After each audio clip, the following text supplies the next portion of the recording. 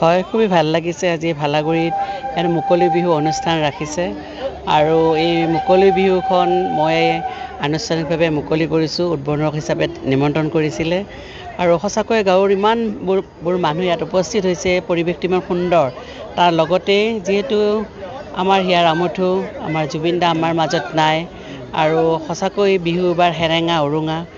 আজি শ্ৰদ্ধাঞ্জলি অনুষ্ঠান এটাও ইয়াতে ৰাখিছে, শ্ৰদ্ধাঞ্জলি অনুষ্ঠান আৰু এটা সুন্দৰ নৃত্যও জুবিনদাৰ গীতত পৰিৱেশন কৰিছে। এটা ভাল পৰিৱেশ ইয়াতে দেখা পালোঁ, ভাল লাগিছে আৰু বিহুটো আজি আমাৰ উঠি অহা প্ৰজন্মখিনিয়ে এনেদৰে বিহুটোক যাতে আঁকোৱালি লৈ, আমাৰ যিহেতু ভূপেন দাই কোৱাৰ দৰে বিহু আমাৰ অসমীয়া জীৱনৰ আয়ুস ৰেখা।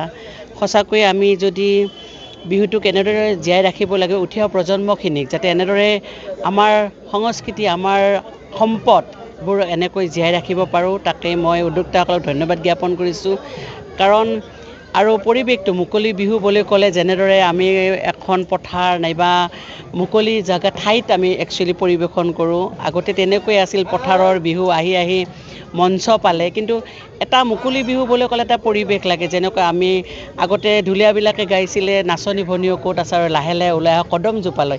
এই যে পৰিৱেশ এটা এওঁলোকে দিব চেষ্টা কৰিছে, একচুৱেলি বিহুটো বিহু হৈ থাকিব লাগে, যে আমাৰ প্ৰজন্মখিনি যাতে সেই অতীতৰ বিহুবোৰ যাতে তেনেদৰে জীয়াই ৰাখে। এখন মুকলি বিহু বুলি ক'লে যাতে মঞ্চত মুকলি বিহুটো নহয়, যাতে এনেদৰেই পথাৰ নাইবা ফিল্ডত এনেকৈ গছ ৰুই মুকলি বিহুটো যাতে পৰিৱেশন কৰে। আজি এটা পৰিৱেশ এওঁলোকে দিছে, ভাল লাগিছে। কাৰণ আমি কেতিয়াবা দেখা পাওঁ যে বিহুটো অলপ বেলেগ দিশত নিয়ে কেতিয়াবা, কিন্তু এইটো হ'ব নালাগে। আমাৰ বিহুক আমি ভালদৰে এনেকৈয়ে ৰাখিব লাগিব।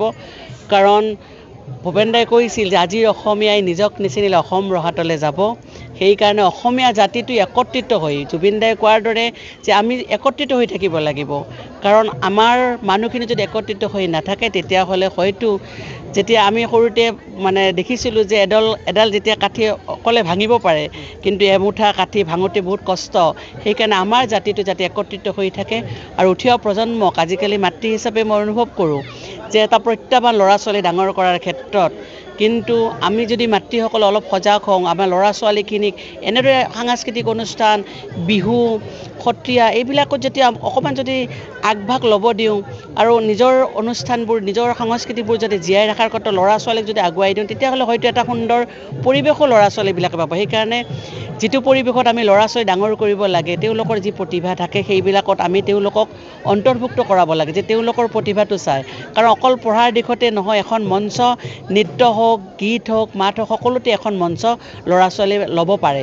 সেইকাৰণে অকল পঢ়াৰ ক্ষেত্ৰতে নহয়, এনেকুৱা ধৰণৰো যদি আমি এটা দিশত ল'ৰা ছোৱালীক লৈ যাব পাৰি, নিশ্চয় অসমখনত এটা সুন্দৰ পৰিৱেশ পাব আৰু ল'ৰা ছোৱালীখিনি সুন্দৰ এটা গতিত যাব।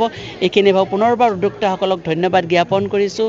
উঠি অহা প্ৰজন্মই বিহুটোক ভালদৰে উপলব্ধি কৰক আৰু আমি একতাত থাকি যাতে ভালদৰে বিহুটো পালন কৰিব পাৰে, তাৰে কামনা কৰিছোঁ। বহুদিন হ'ল বিহু এটা সময়ত নাচিছিলোঁ, আমাৰ দল এটা আছিল ৰাংঢালী বিহুৱা দল। তেতিয়া বহুত আগতে যেতিয়া আমি বিহু নাচিছিলোঁ, তেতিয়া ছোৱালীবিলাক বাহিৰত ওলাব নিদিছিলে, কিন্তু তথাপিও আমি বিহু নাচিছিলোঁ।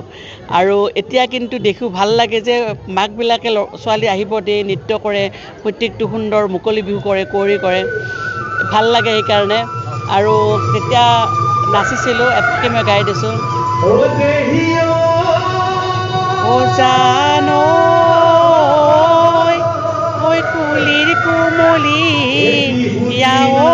ঐ মাত, কুলি মাতে শুনি ৰ'ব মই নোৱাৰো, ঐ এৰি যাওঁ পেটৰে ভাত।